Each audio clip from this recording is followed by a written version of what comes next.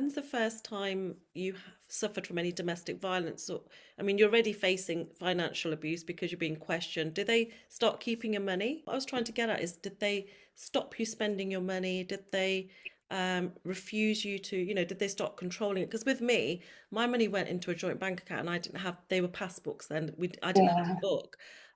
So I had no access to the money. So I'm trying to find out if it was financial abuse or if they were just really controlling and really nosy about where what you were doing. It was like not just my finances, my earnings, where they're going, what I'm doing. Because again, it went into a joint account, but it was monitored and watched.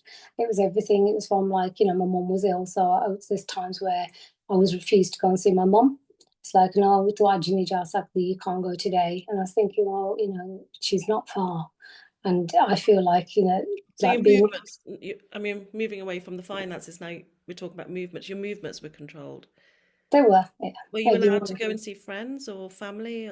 I mean, you said you can't see your mum too often. Not really. I mean, when I lived with my in-laws, it was always like about where you're going, what you're doing. And I remember going back, rehearsing, like, oh my God, how am I going to ask for permission? Like, I want to go and see my mum. I couldn't just like jump in the car and say I'm going out, sort of thing, or go anywhere. And I did lose a lot of my social circle because it became like everything became a challenge.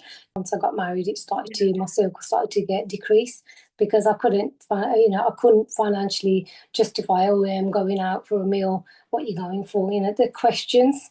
So everything started to be getting controlled, even to the point where what I'm wearing at functions, like what outfit I should be wearing, what jewelry I should be wearing, because people are going to be looking. Yeah. And you think, that's the little red flags now I didn't see at the time. And that was not just your husband, it was the whole family, was it? The in-laws? Yeah,